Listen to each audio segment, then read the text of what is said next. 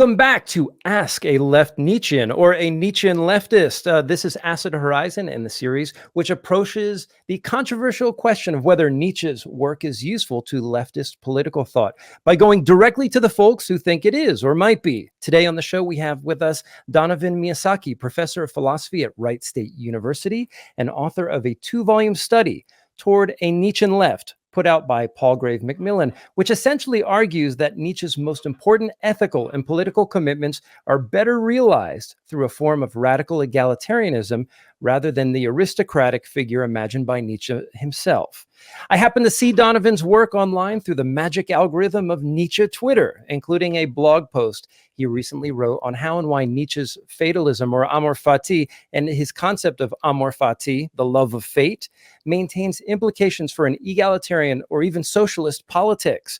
On the show, we also have Adam and Billy with us. Donovan, I want to thank you for responding to my cold invite and coming on the show today. Oh, you're very welcome. Thanks for having me. I'm really happy to be here. Great. Perhaps you could begin by telling us a little bit about your work, your history of studying the work of Nietzsche and maybe even egalitarian politics. And how did you, in fact, come to the positions that you're committed to right now? Well, I think I came to Nietzsche indirectly from an interest in visual art and literature. That was what I was originally studying. That led me to existentialist literature, which led me to philosophy. And Nietzsche was the one, I think, who pulled me into philosophy. So that's how I became interested in Nietzsche. I also had the benefit of being in a rather strange undergraduate department at the time. It was a small department with a very, very continental bent, as well as a very historical bent. It was very eclectic. We had a professor who had been a student of Deleuze. We had a professor who was a specialist in psychoanalytic thought. We even had a Wittgensteinian. And at the time, this was when the divide between continental and analytic was a bit more fierce. So I realized with hindsight, if I had been in a different department, I might not have left literature for philosophy.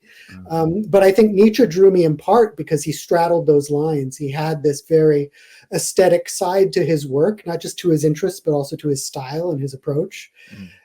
So that's what drew me in. I went on to study at the University of Toronto, where I did a dissertation on Nietzsche and Freud. I was comparing their theories of the drive and the unconscious and trying to explore the reciprocal implications for social and political theory. So that's really when I became more interested in the social and the political as opposed to the aesthetic. But at the time, I was kind of doing a bit of both. I was studying Frankfurt School critical theory and working on Adorno and Benjamin's aesthetics. And in my dissertation, I was also working on Marcuse and the aesthetic side of Marcuse. So I was always trying to bridge those interests. But after my dissertation, I really kind of found myself more and more drawn to social political questions, in part because of my study of the Frankfurt School and Marx.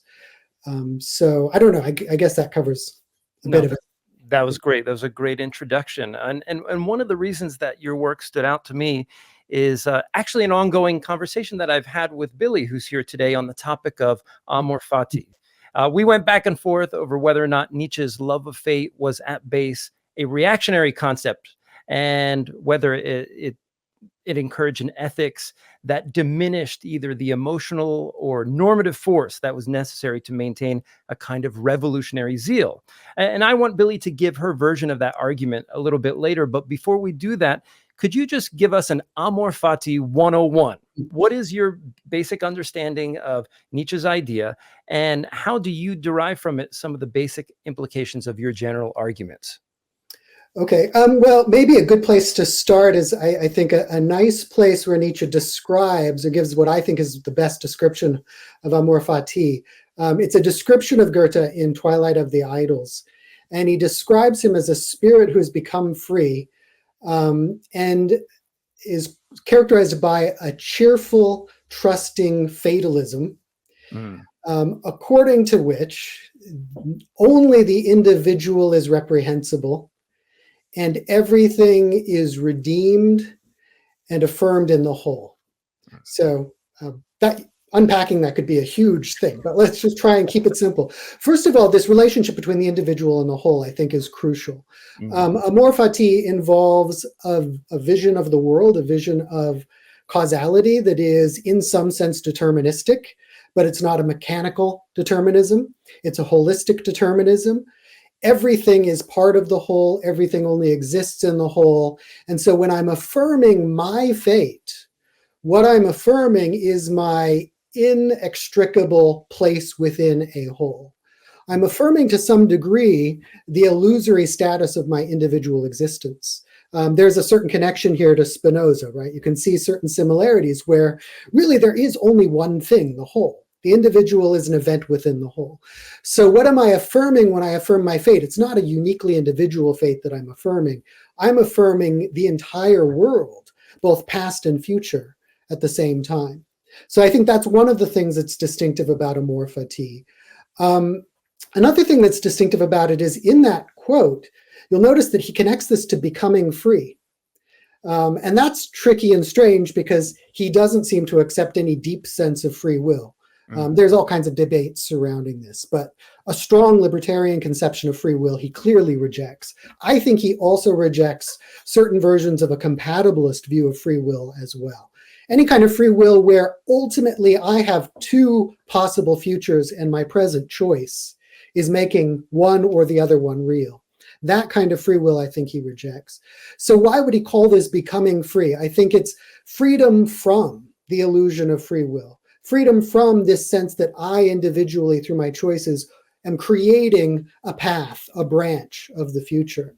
So Amor Fati involves not just affirming the past, but affirming an unknown future of which I'm a part, because as he puts it, I'm a piece of fate. So I'm not affirming the future as something that I am completely a victim of. I am completely causally under the thumb of. On the contrary, I'm part and parcel of the fate that brings about the future. But I don't yet know what that fate is. So that's the trusting part. Amor Fati means I trust that in the long run, it is the whole that counts, not me. Now, for my interpretation, what's important about that is it means the attitude of Amor Fati isn't, as I put it, instrumental. I don't look at the past or at the present and look at something that might be objectionable, like suffering or misfortune or failure. And I don't affirm it by saying, well, this unpleasant thing is going to get me to this good thing. And it's justified instrumentally in that way. Instead, I don't know what the future is. I can't instrumentally justify it. More importantly, it's Amor Fati. It's not justification of fate. It's not tolerance of fate. It's not intellectual acceptance of fate. It's love. So how can there be this effective attitude of love towards fate? And this is, I think, a serious problem that I try to fix. I try to resolve by looking at the will to power. I have a kind of controversial way of interpreting the will to power. I think Nietzsche interprets it in two very different ways. One, which is primarily quantitative. Power is measured by superiority, quantitative superiority in some respect to someone or something else. And then the other, which is qualitative. Power is about feeling. The feeling of power is based in resistance. It's based in action against some kind of relatively equal obstacle. And that feeling of resistance is the feeling of power. So another way of putting this is the quantitative view says the will to power is a drive towards overcoming. That's the most common interpretation. The alternate way of thinking about it is the will to power is a drive towards resisting activity for its own sake, which I stress as an anti-teleological way of thinking about the will to power. My motive isn't towards the end state that I reach. It's towards the feeling of power I get from struggling against a resistance. So that's where the love comes in, right? The possibility of Amor Fati is the possibility that we can find ourselves in circumstances where what seems on some level objectionable, what seems to be suffering or loss or misfortune, can still be on some level enjoyed. It can be the source of a feeling of power rather than instrumentally justified. And that's the beginning, I think. There's a rather complicated connection of this to the social political question, but that's the beginning. If it's possible for there to be circumstances in which some individuals can affirm suffering as a source of the feeling of power, regardless of success, regardless of whether you overcome an obstacle, then it's possible for there to be social organizations in which there is a kind of egalitarianism of power, where people are proportionately equal in power of all kinds, right? Economic, political, social recognition, but also material, so that they're unable to overcome one another and yet still able to affirm their difference from one another in that condition of equal power. Great. I would actually like to tease out just a little bit more of that before I hand it over to Billy. I'd like to look at things at the more individual or particular level, especially against the very real socio-political backdrop within which we all live. I'm thinking, for example, those of us who live in the global north versus those who live in the global south, and the extant, global capitalist political relations that we live within. It might be argued that the social pressures, the political pressures are very different, perhaps even qualitatively different, that bear upon not only individual people, but maybe even localities and so forth. How does the notion of Amor Fati come in when the experience of people living in a more privileged spot in the globe versus those, and I mean, look at the times that we're living in right now with climate change and those who, are experiencing these pressures in a more intense and radical way, arguably.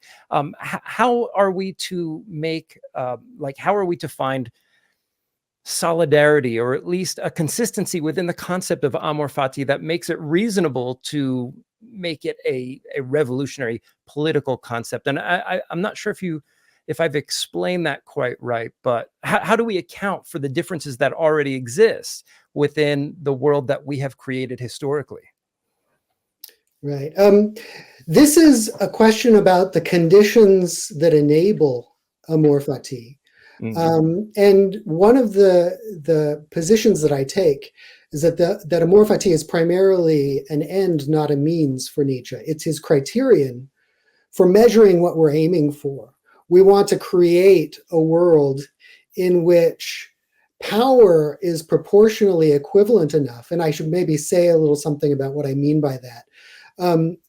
Proportionate equality doesn't mean absolute equality. It doesn't mean static relationships, but it means that in our relationships with one another, these relationships are not debilitating. Everybody can participate. Everybody can succeed to some degree. They're not dominating. No one's going to, for the most part, lose out. And they're not demoralizing. The power differences aren't so great that you lose the desire to play the game or to participate. It's a feeling of hopelessness. So it's a degree of fluctuating near equality rather than absolute equality. So if Amor Fati is the criterion of higher types, as I argue, then the goal is to create a politics which will produce the conditions for that. And so what you're describing is precisely why Amor Fati is largely impossible under our current social political circumstances. And Amor Fati won't get us there. Amor Fati would be the outcome rather than the means. And this is part of a broader issue that I raise, which is I argue that Nietzsche's political philosophy is rather unique in that he comes to it fairly late. He's forced to it by his moral philosophy. His moral philosophy collapses. He's trying to find a foundation for a criterion of value to replace old values. And he's trying to find a way to cultivate higher types through what are fundamentally cultural and moral means. And the more he moves in this direction of a kind of fatalism, a rejection of free will, the more he recognizes that moral and cultural means of persuasion and human transformation aren't possible. That our moralities, our value systems, and our psychological type are outcomes, not causes. They're the products of social systems and the material conditions in which social systems arise. So if you want to change moralities, if you want to change values, if you want to change individuals, you basically have to manufacture new individuals by creating new social material conditions in which they arise. That's how I interpret the genealogy, not as a genealogy of morality, so much as a genealogy of politics from material conditions, which then have as a further outcome moralities. So Amor Fati can't help us. That's the negative side of this concept. It won't get us there. It's what we're aiming for. But it does tell us what kinds of conditions could make it possible. And they're, of course, as you point out, radically, radically different than the ones we exist in. Although, of course, Nietzsche is going to try to make the case that we can produce Amor Fati among an elite few through radical inequality among the many, or with the many. And that's something I take exception to. I argue he's mistaken about. Great. Thank you, Donovan. Billy, go for it. Hi, Donovan. Thanks so much. I mean, it's so interesting. I started this with kind of a few questions, and I've now already filled out the page, so I might need to go and get some more paper. Look, it's kind of one of those cases where it's very much, say the line, Billy.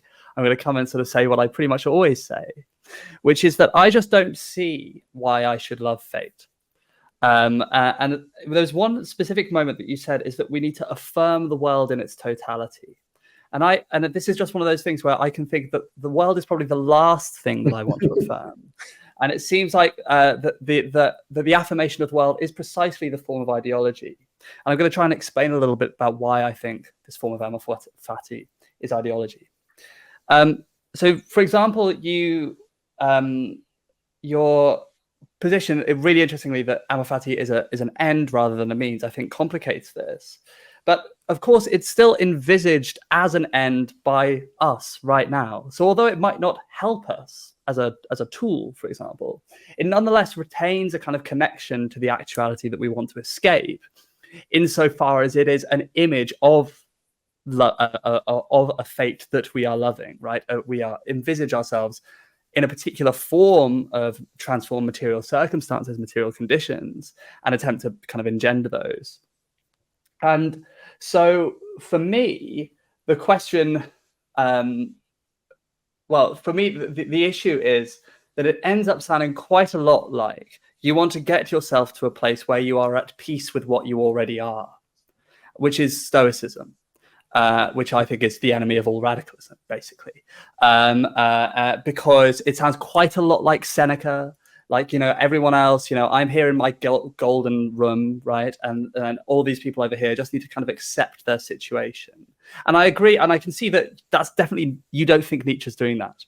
But what I can't quite get is why he is in fact not doing that, because it sounds, again, a lot, or if he isn't doing that deliberately, I think he might be doing so a little bit unconsciously, because, for example, the forms that he tends, the kinds of character, the kinds of virtue that he wants us to get are drawn from the past, for example, always necessarily so. That it's nobility, it's courage, it's a kind of a kind of individual will to escape, this will to power, and the kind of big problematic that I think in some ways Nietzsche articulates better than any other thinker, but also doesn't quite manage to think about himself, is exactly why should we will a certain image of Amor Fati?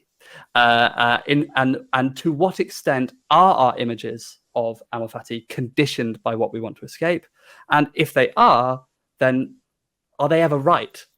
And this to me seems to be the problem of radicalism. Marx says no recipes for the cookshops of the future. Fisher says you can't imagine a future without capitalism, or rather Jameson does. And if that really is the issue, then why is Nietzsche in his vision of Amor Fati not willing the existent but willing something beyond it? Why do you think he's getting away from it? And this is just what I always say. So there you go. But it's a fascinating discussion already. Wow, this is really interesting. There's so many points of connection here and points of difference in interpretation. But I'm really glad you brought up Stoicism, because that's precisely the way of interpreting Amor Fati that I'm trying to kind of offer an alternative to. I'm not sure which issue to address first, but let's start with where you left off, which is the image of a future versus actuality. And I think this picture of a kind of holistic determinism that Nietzsche is putting forward is an attempt to reject that kind of division. I'm refusing to know what my fate is. I'm refusing to know what the final state of things will be. And in some sense, I'm refusing to even think of the world in terms of a final state. So he's trying to avoid giving us an image of the sort that you're suggesting. But that doesn't mean it's empty of content. What is it that I'm affirming? I'm not affirming a specific picture of the world. I'm affirming the fundamental nature of the world in any moment, which is that it consists of this constant, endless conflict of forces and powers. I think that's the image that he wants us to affirm, which is there's always going to be resistance. There's always going to be change. There's always going to be suffering of some kind. And so we want to ask, what possible ways can we organize our world to be able to love that fact? And it doesn't give us, it doesn't give us a recipe. It doesn't give us a specific picture of the social order. The broad outline, which I tried to sketch, is if multiple people are going to be able to love their fates, then for most of their lives, most of their relationships are going to need to consist of forms of suffering, forms of struggle to the degree that they do, forms of misfortune that are relatively consistent with the feeling of power. And so this is why the normative question becomes an issue. Why should I affirm my fate? It's not the case that I should, and in most cases I cannot. I seek to have a fate that I can affirm. In the present, not knowing my future, I try to create a fate that I can affirm. Nietzsche's own life is perhaps a really interesting example. His life is a series of failures. It's a life full of physical suffering.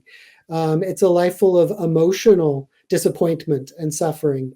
And yet he does seem often to derive a kind of satisfaction in his attempt to create a philosophy, despite his academic failure, his failure as far as his reception goes, his failure in his relationships, and so on. He really does seem to, even as he suffers, derive some kind of immediate satisfaction from it, at least to some degree at some times. So to the degree your life takes that form, the kinds of suffering you experience still preserve a form of power, it then becomes possible for you to have Amor Fati. It's not a question of whether you should or should not. And this is the principal difference from the Stoic version. His determinism doesn't allow for us to voluntarily become people with Amor Fati. Amor Fati is a condition, it's a type. It's a lucky hit that he wants to maximize through social organization. And so we're lucky or we're not. We're in circumstances that can permit Amor Fati or we aren't.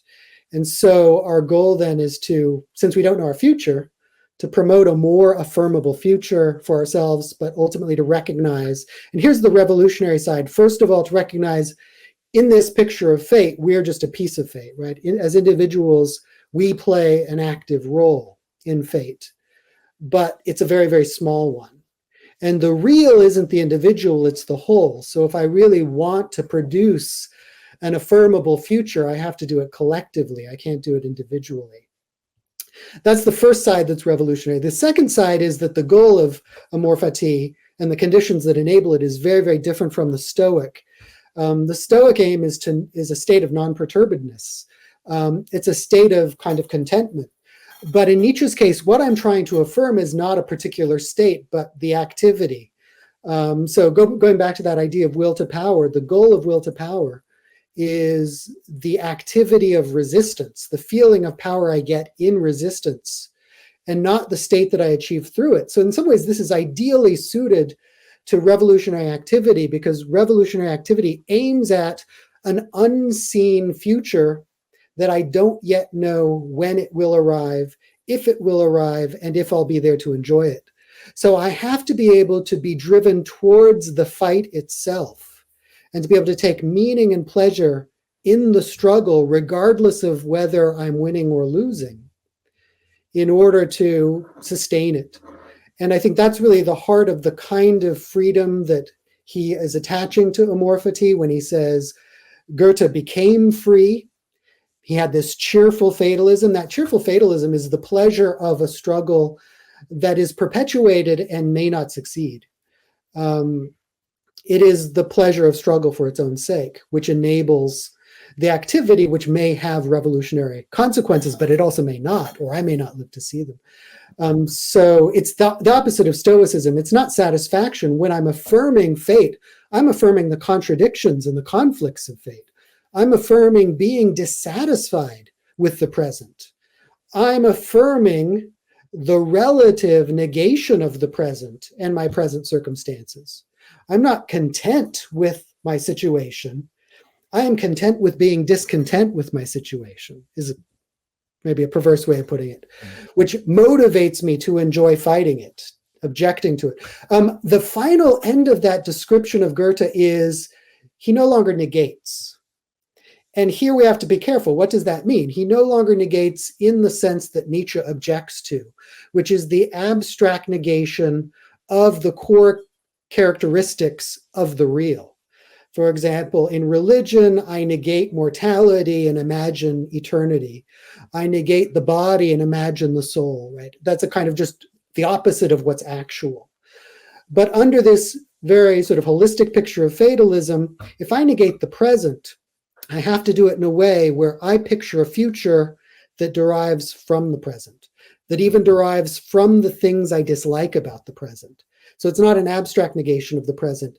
I see the future as something that has its possibility in realities that exist, rather than in just wishful thinking for a different world. And again, that goes back to this idea of the will to power. The will to power is the fundamental reality that he thinks any future possibility would depend on. So if we're going to imagine a society in which Amor Fati becomes possible, it has to be compatible with our drive towards power. But the big question then is, what is this drive towards power? And I take a very unusual position on that. Billy, a response before we get Adam in? Yeah, sorry. But it strikes me that you sound in some ways quite like Nietzsche. At one moment saying something which I completely get, and then at the next moment you'll say something which I go, I'm not quite sure how that squares. So, for example, that moment like where you said we have to imagine this future, and which sounds quite a lot different to the idea that we just focus on the act of resistance within the present. Now, there is this sense in which I think Nietzsche has a number of contradictions internal to his thought. His contradictions regarding women. At some points, he's opens with, "What if truth was a woman? What then?" Other moments, he's the worst misogynist you've ever read. At one moment, he praises the Jews for their resistance, and at another, he's horrifically anti-Semitic. This is the point that Gillian Rose makes really nicely in an essay in Judaism and Modernity. But what I wanted to ask, lastly, is, or rather, perhaps to respond, is while I can see that the idea is that you become discontented or contented with your act of discontentment, that sounds quite a lot like liberalism, actually. So liberalism says it's within your capacity to change things alone by changing your attitude towards the material conditions and basically by becoming one with your fate, basically. And there is this kind of contradiction within liberalism, right, where it says everything was within your capacity to change it, and yet, of course, the only thing that you can change is the fact that you realize that you can't change anything, and so you get this kind of contradictory position.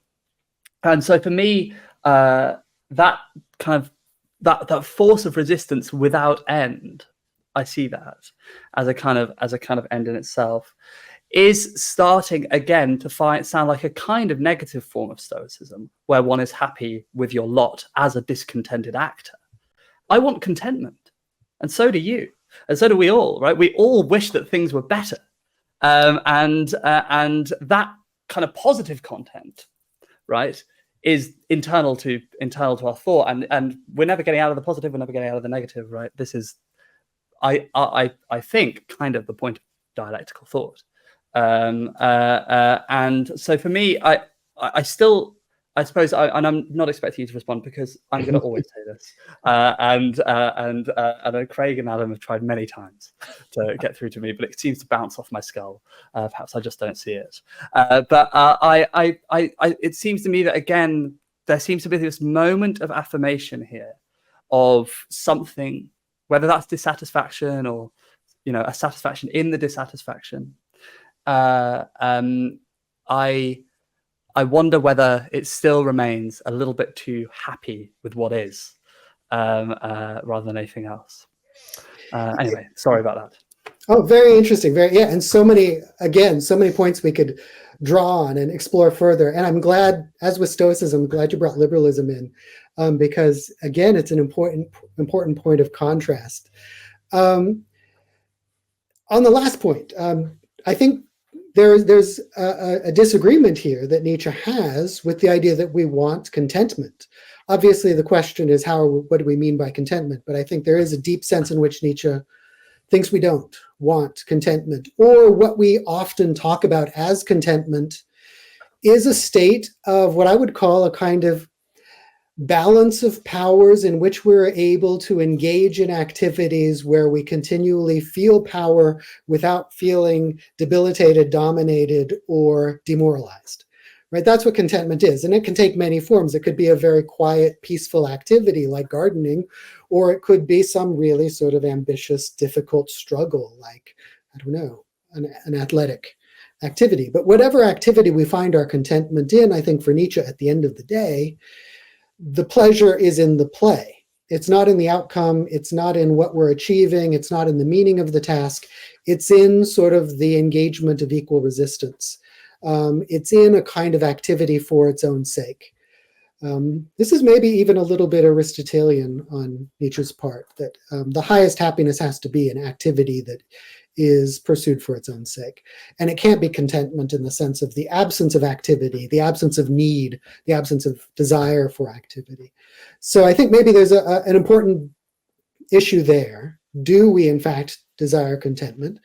When we desire a different social order, if we desire a more egalitarian society, or if we desire a socialist society, is what we're desiring contentment, or is what we're desiring is a kind of social framework in which we can engage in more satisfying activities in a more satisfying way? And if it's the latter, then I think the Nietzschean picture might work, because we're asking what kind of social structure will support and preserve human relationships which are balanced, and more balanced in a very broad sense. Of course, every activity is a change of power, an expenditure of power, a building of power, but in the big picture, balanced. I should also mention, just in passing, you mentioned the dialectical, and I do think we cannot synthesize Nietzsche with Marx in that respect. I don't think Nietzsche can be a dialectical thinker. And this goes hand in hand with that. The condition of human existence is the exercise of power. The exercise of power doesn't aim at contradiction. It doesn't aim at inequality, but it does produce it. So wherever you have activity, you have changes in relationships of power. And so you can't ever have a kind of synthesis. You can't bring contradictions to an end. So if that's part of the objection, then I think that's a fair objection. Nietzsche can't be made maybe he can, but I think you would have to take out more than I want to take out. That would be bigger surgery than I'm trying to perform. The liberalism part. One of the objections Nietzsche makes to liberalism is he says that freedom is found, the highest kind of freedom is found 5 steps from tyranny. It's found on the threshold of servitude, which is an argument that you need constraints, you need obstacles, you need resistances to build freedom, but also to feel freedom.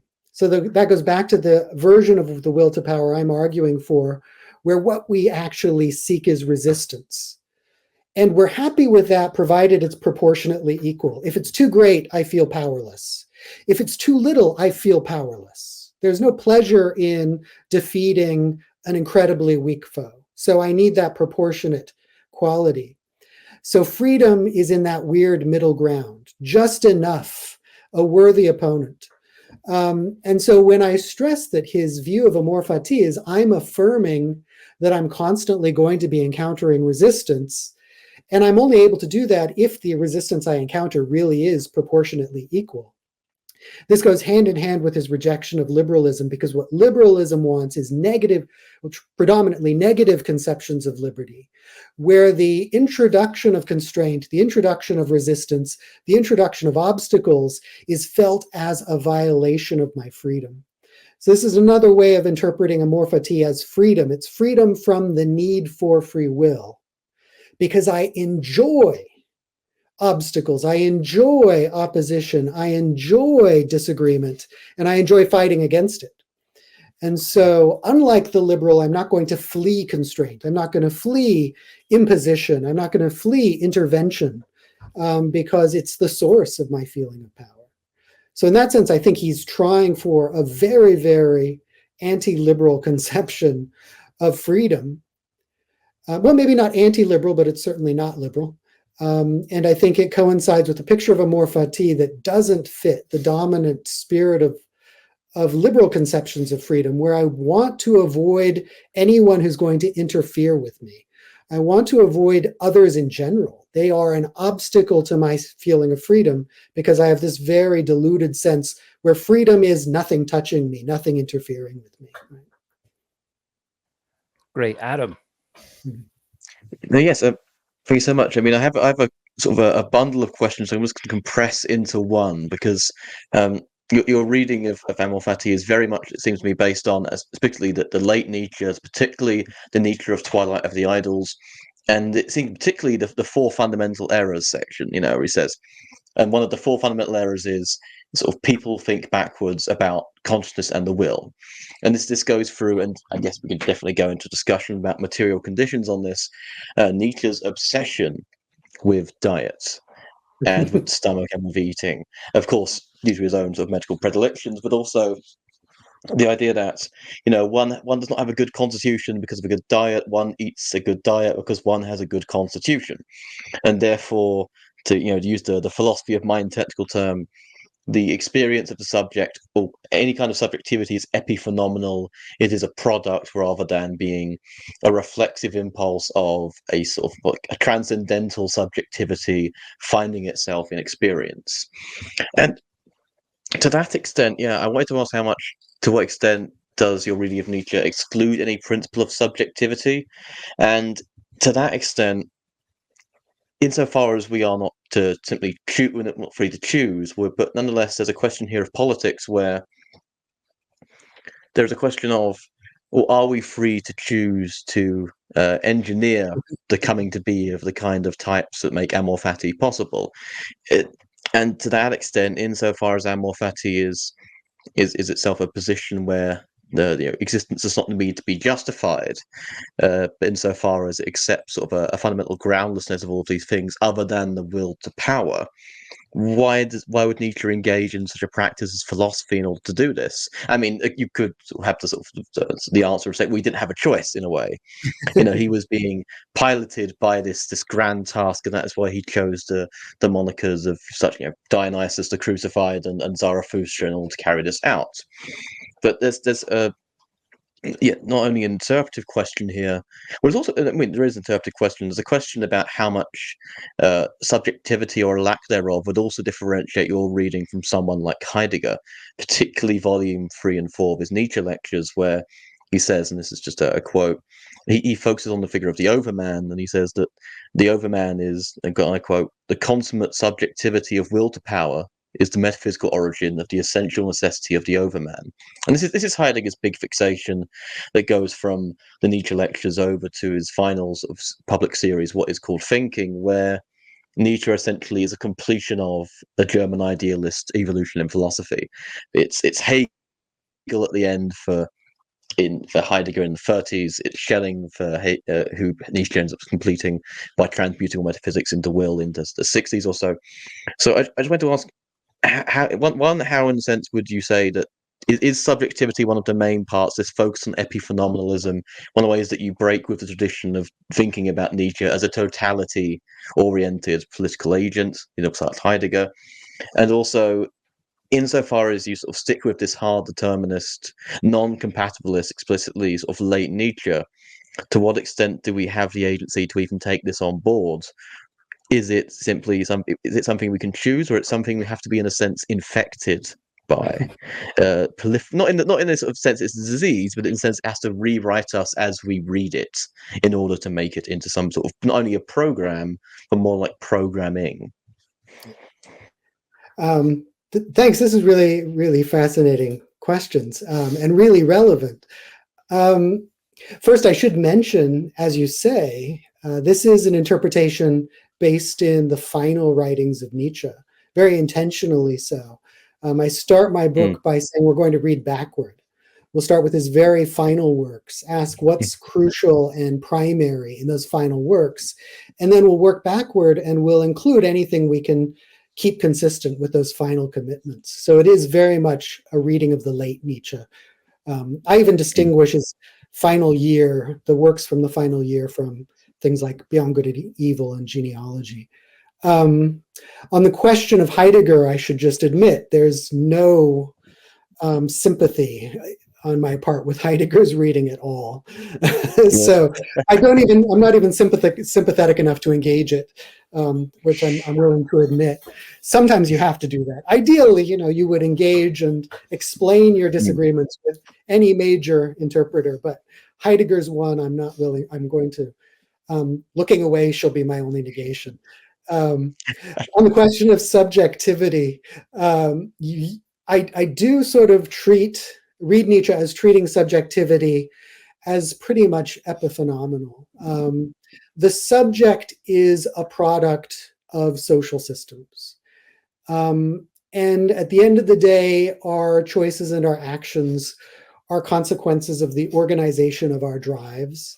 And the organization of our drives, to the degree it's not biological, is a product of social organization. It's a reflection of the internalization of certain moral systems. And those moral systems, in turn, are products of the social order. Take, for example, the genealogy, you create a noble class, you create a slave class, they live side by side in completely different worlds, constantly experiencing each other.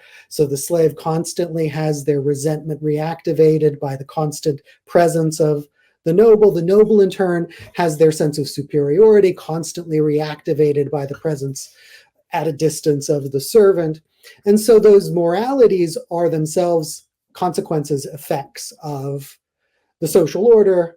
The individuals as types, the slavish psychology, the noble psychology, are effects, causal effects, outcomes of those moralities in that social order. So it really does mean that at the end of the day, subjectivity isn't something independent. And it doesn't preserve any kind of fundamental causal independence from the world that produced it. I sometimes compare this to a kind of machine or a factory, and I say that Nietzsche's politics is an industrial politics of breeding.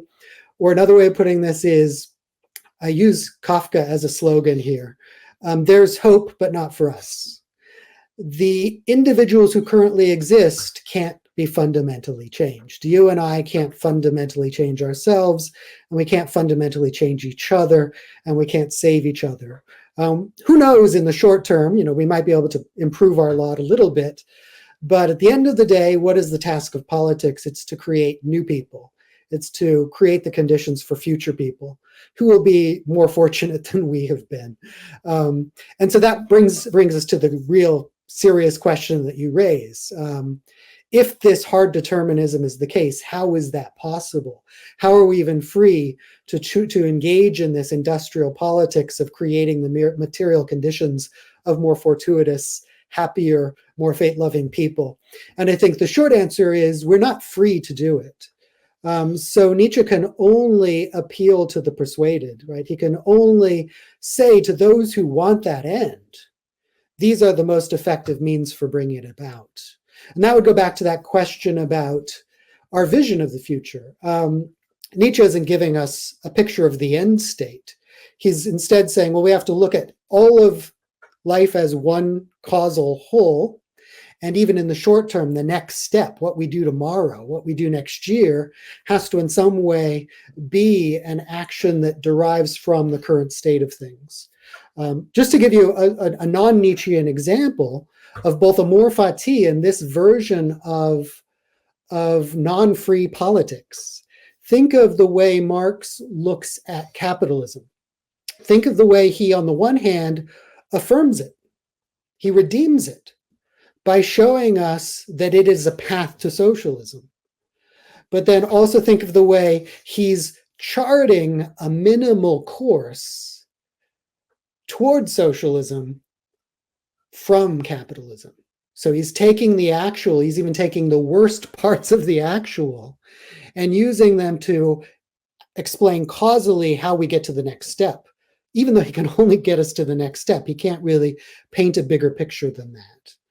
I think there's a similar situation for Nietzsche, even though he has a different end. You have to look at the present, you have to look at the past, you have to explain the next step as a causal development from what exists. And you also have to draw on existing motives and intentions to get there. You can't transform people to get there. So in the case of capitalism, you can't turn the capitalist into a socialist. You have to show how it might be in their interests to change the system in certain ways that will bring about its collapse rather than actually convert them, right? And the same with the proletariat. You don't morally persuade them that a certain end is good. You help them see that their existing incentives already give them reason to participate in a certain kind of organized political action. So that's the general answer. The general answer is you have to work from the incentives and the kinds of human beings that already exist. And from the conditions that already exist, you can't freely persuade people to engage in this politics. And so in some sense, Nietzsche, I think this is part of the reason why Nietzsche is always trying to select his audience. He's always very aware of how is this statement or this rhetoric going to affect one audience member versus another. His rhetorical ploys are an attempt to get around this, and I think it fails. And it's not until the final works that he realizes rhetoric isn't going to do it. I need to find who already agrees with me and then convince them that this is the causally more effective path. Primarily to convince those who are using moral and cultural means to get to his end to instead focus on material means. I think that's the heart of his final position. Wow, time really flies when we're having fun. We're about 50 minutes into the discussion, and I did not want to lose something that I thought was very important in your book. One of the key arguments that you present is that the achievement of higher types or flourishing of forms of life capable of bringing about a more enlivened society, however we want to term it, depends upon Nietzsche rejecting Nietzsche's concept of the pathos of distance for what you call or what you adopt this other term, the pathos of difference. Could you briefly explain Nietzsche's concept and the distinction that you argue for and why the latter is better suited for a Nietzschean left? We might have already brushed past this, but I think amidst this discussion of drives and sort of creating politically, the term that comes to mind is a plane of consistency whereby various drives can find their voice, seems to be what the pathos of difference offers. But maybe I have that wrong. Perhaps you could speak to that. You definitely have that right. Yeah. Okay. So maybe it might be helpful to sort of mention a kind of big picture claim that I make in the book, which is based on my interpretation of will to power. I emphasize Nietzsche's concept of the manifold soul as his picture of the higher type. He gives us many different pictures of higher types, but I think this is the one that's most consistent with his core commitments. And the manifold soul is one which is not rigidly hierarchical in the organization of its drives. That's the master type. Even the sovereign individual is something of a similar type where the order of the drives is primary. In the manifold soul, instead, what you have is what I'm calling proportionate equality of the power of the drives, so that you have a multi-dimensional self full of many, many different sort of undersouls, as he calls them, different persons within you. And each one of those selves or drives is powerful enough that it is never entirely dominated by the others. It can express itself. It can find its own unique form of satisfaction and happiness. So the manifold soul, then, I argue, is the most consistent, best version of Nietzsche's conception of higher types. And the manifold soul then becomes the image of what a society that promotes Amor Fati would have to look like. Society would then also have to have many, many different individuals and groups, which have proportionately equal power, so that they can pursue their own unique forms of happiness, pursue the development of their own unique versions of self, without either completely dominating others and without being completely dominated by others. I go on further in the book to argue that that could only be maintained through the control of the economy. It can't be achieved under capitalism, and it can't be achieved under liberalism either. But anyway, that's sort of the bigger picture. And the pathos of difference versus the pathos of distance is a way of countering his argument that aristocracy as a political system is the necessary means to promote higher types. Now, at this point in the book, this is the second book, I'm no longer finding an alliance with Nietzsche's core, what I call his meta-politics, right, his foundational views. I do think those are compatible with leftist thought, but by the time I get to this point, I'm focusing on the things that are not compatible. And so this is a direct rejection of something in Nietzsche, but it's a rejection that doesn't simply displace his view with an external view, but it takes what I think is sort of the best of Nietzsche, the qualitative theory of the will to power. Remember, the idea that the will to power is a will towards resisting activity for its own sake. Nietzsche isn't always consistent about that. Sometimes he takes the quantitative view, and his argument for aristocracy depends on that. I think on some level he knows this. I think he realizes that the various ways he describes the will to power don't always line up. And I think he realizes that if he acknowledges his own qualitative descriptions of will to power, his argument for aristocracy falters. And so he purposely avoids dealing with it when he's making his case for aristocracy. So let's take the case of the will to power as a drive towards distance rather than difference. I seek power in the sense of superiority over others. My pathos of distance, the pleasure I take in distance, the happiness and pride I get from the feeling of distance is specifically an indirect self-affirmation. I look at the outcome of my struggle and I see that I've won. I look at the scoreboard and I compare my score to yours. And once I make that comparison, I can say, I'm the more powerful. And now I can affirm myself. That's the form of affirmation that coincides with a quantitative sense of the pathos of distance. Notice, I don't think this is trivial, that the structure of that evaluation is slavish. I look outward. I don't spontaneously affirm my own happiness. I don't discover I'm happy until I've compared my score to yours. To my mind, this is the form of the pathos of distance that aristocratic forms of society promote. It promotes, first of all, measuring your value and worth indirectly through comparison to others. And it promotes measuring your worth and your value according to a socially imposed criterion of value.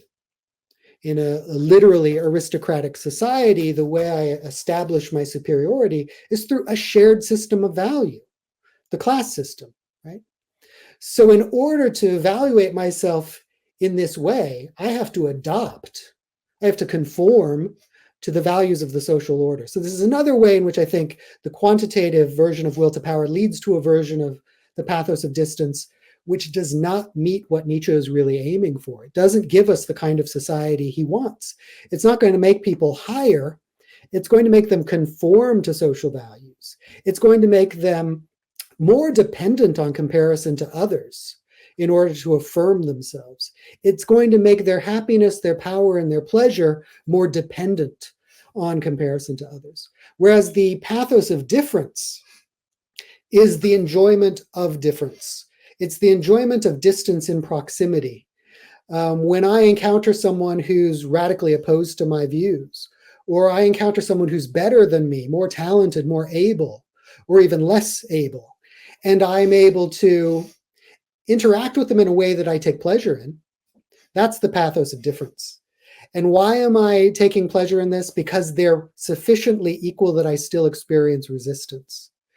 So the pathos of distance is a valorization of difference against sameness. Here it's helpful to think of Nietzsche's most notorious comment about equality.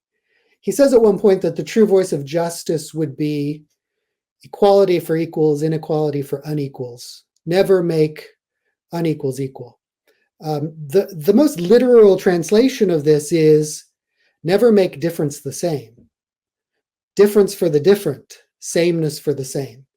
That's what Nietzsche confuses, right? He confuses equality in the sense of equal power with sameness. Equality in the sense of everybody has the same values, everybody has the same type, everybody has the same personality, everybody has the same life, and those aren't the same, right? And what produces one isn't the same as what's going to produce the other. And my argument is that an aristocratic system is more likely to destroy qualitative difference. And an egalitarian system where everyone has the power to participate and the power to preserve their identity against other powers is better suited to his goal of preserving the will to stand out, as he puts it, preserving qualitative difference through qualitative equality. So does that make so? That's a short version of a lot of different things. No, thank you very much. Here's just a question, and perhaps a challenge to this is, and correct me if I'm wrong on any of these points. I'm imagining that there's at least at minimum a form of constituent politics at work here. And if I'm not mistaken, you did suggest that, you know, in passing in the book, that maybe there would be something like a state. But it seems that the way that we want to use the pathos of difference, it has quite a destituent quality to it, where in order to preserve the equality of equals in a society, or at least create the conditions by which, you know, these multiple drives, these multiple voices could speak, it raises the question of how a society then would maintain its consistency, such that something from the outside couldn't come in, a force from the outside couldn't come in to disrupt what might be this sort of like tenuous set of axioms that allow this particular kind of society to exist. And I know I'm speaking in the abstract here, but I mean, the forms of socialism and Marxism that we've seen throughout the 20th century, you know, eventuated in forms of the state that then collapsed and, you know, turned into forms of imperialism and capitalism and so forth. How does this all chalk up in real terms? I mean, is there a way that you imagine the future of something like a socialism or a Marxism that engenders some of these Nietzschean elements that you're importing into the system? Right. This is an excellent question and a really big question, and definitely not one that I try to answer in the book. That's sort of a future question. But at the end of the day, as you mentioned, this isn't a form of social relationships that can be on a large scale preserved. That balance, that semi-equilibrium, I call it a tension equilibrium of powers, can't be preserved. It's constantly going to be upset. It's constantly going to be transformed. This is why also I want to say Nietzsche can only be an anti-dialectical leftist if he was forced to become one.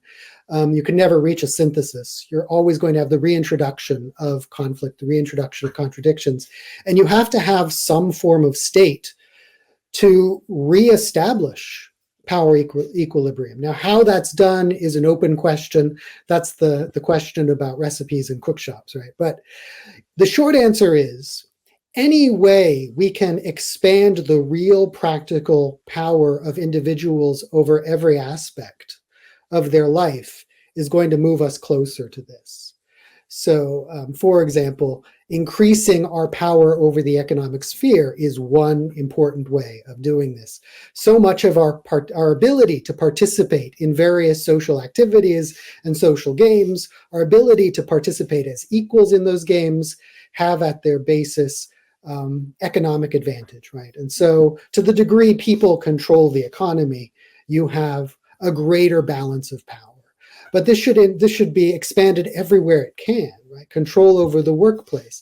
It should be expanded in the sort of standard frameworks that we talk about egalitarianism, because communism isn't necessarily egalitarianism. But in the standard frameworks, we talk about different kinds of equality. Equality of what? Equality of social recognition, equality of legal rights, equality of resources, equality of outcomes, and so on. And the short answer is it would have to be equality of all those things, or greater equality of all of those things, because each of those counterbalances the other. Greater social recognition doesn't necessarily lead to greater material equality, and vice versa, right? So you need both. So at the end of the day, I don't think there's any kind of limit. We need to have as many different possible ways in which each individual, from the beginning of their life to the end of their life, can reestablish relationships of proportionate equality. And that may often mean leaving one kind of relationship and establishing that relationship in another sphere. So in one activity, your profession, you are unable for some reason to establish that kind of equality. You need to have the material opportunity and resources to go do something else where you are an equal, right? So I think in some sense, this picture demands a kind of flexibility, an equality that gives us a flexibility, the ability to constantly change our relationships to reintroduce the balance when it's lost. Thank you, Donovan. Adam or Billy, do you have anything to add? Any other questions? By all means. I mean, just on the first count, in terms of any Hegelians who may be listening who are sort of screaming for trying to make Nietzsche a dialectical thinker here. I mean, I can see there are some resonances with Donovan, what you're saying about the state between Nietzsche and Hegel, which I think may come to a lot of people's mind, particularly the idea of the state, the main category of dialectics shifting and how we stand it from synthesis more to a kind of theory of mediation and totality, and the idea of a state that can mediate individual property owning or people trying to appropriate parts of the social world they live in, disputes over contract and the like. You can see a strong resonance there. However, of course, for the Hegelians wondering, that would require Nietzsche and Hegel to have the same theory of property, which relies upon subjectivity confirming itself and these very sort of Roman legal categories. I think just to bracket out there. But in terms of the main question, I think, which I think we should address, is you mentioned earlier this term breeding. I mean, this is where me and Nietzsche absolutely just break. And this, I mean, there's a great quote from the second volume of your work, actually.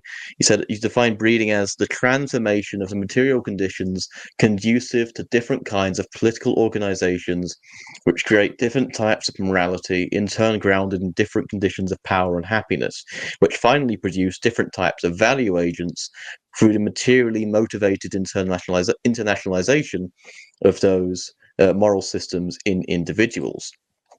Now, do you think that, are you breaking with Nietzsche when he's talking about breeding here? I can't remember the German, because the thing about breeding is it has an inherent linkage to the past in a way more than the future. When one asks the breeding, it's more where did it come from, not where is it going, in a way. There's the creation, there's the affirmation in the Twilight of the Idols, of course, of the creativity of childbearing, but it's not necessarily framed in terms of breeding. It's framed in terms of the act of creation itself, which doesn't necessarily have to be tied back to a past creativity, a past childbearing, but instead, of course, it's always presented in this incredibly fetishistic, almost kind of way for Nietzsche. But to that extent, the late Nietzsche, does he stick with this theory of breeding, and are you breaking with a theory of breeding here? Because the notion of breeding has so many of these connotations by political. Of course, Nietzsche was very much interested in Darwin. Is this a kind of creative rereading of an idea of changing how subjectivity or consciousness is produced insofar as consciousness is a social product? Are you breaking with Nietzsche, or are you modifying it, or is this a part where you think we need to sort of break with any sort of Nietzschean theory of biology or any Nietzschean interaction with the biological, insofar as what we're trying to get at is not, say, as Heidegger would say, the overman? We could probably have a good idea what Heidegger was really thinking when he said that, as opposed to Amor Fati.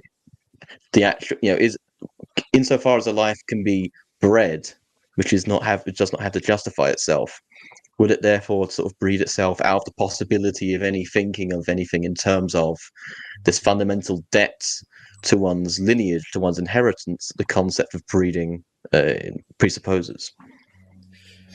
At the end of the day, I think I'm breaking somewhat with his use of the term, but trying to do so in the spirit of his goal, right, of his purposes. So it's a critical reinterpretation.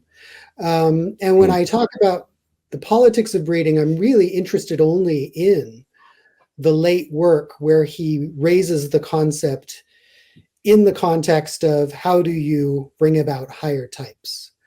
And the word Züchtung is translatable as either breeding or cultivation.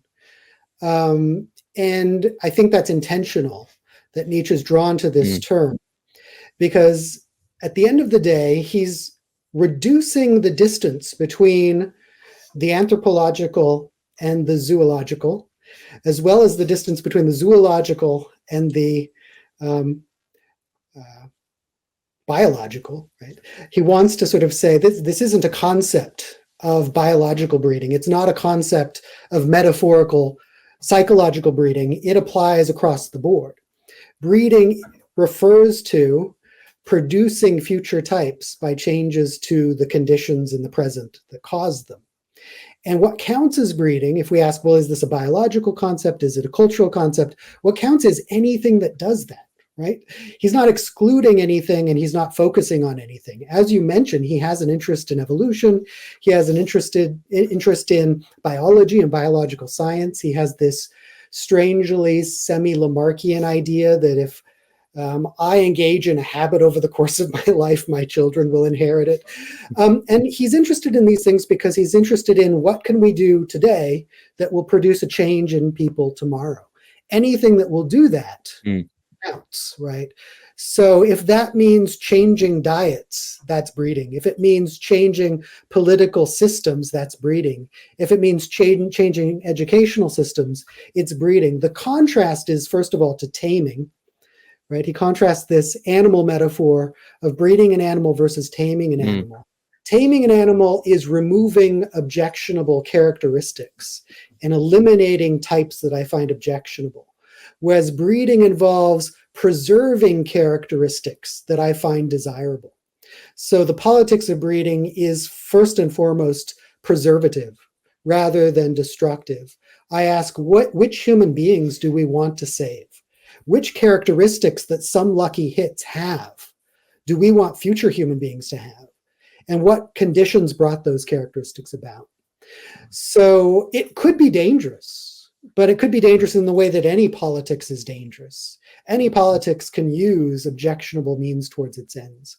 The language of breeding, I think, is really interesting because towards the end of his work, he moves away from the metaphor of animal breeding, and he talks more and more about the cultivation of plants.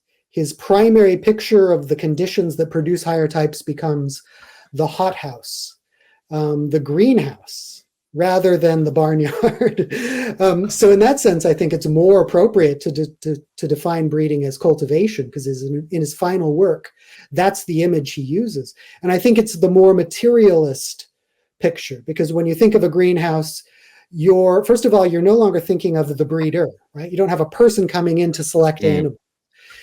Secondly, you're focused on the material foundations, the soil, the light, the water.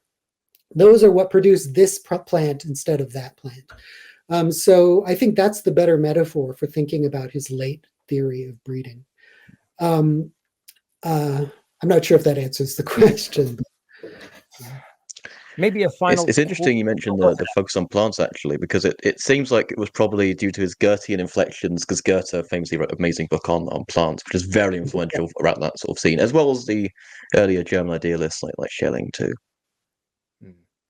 I also think it's an important way of sort of moving away from an anthropocentric understanding of the origins of human beings and moralities, but at the same time also moving away from the animalistic picture, because the animalistic picture pushes us in certain ways.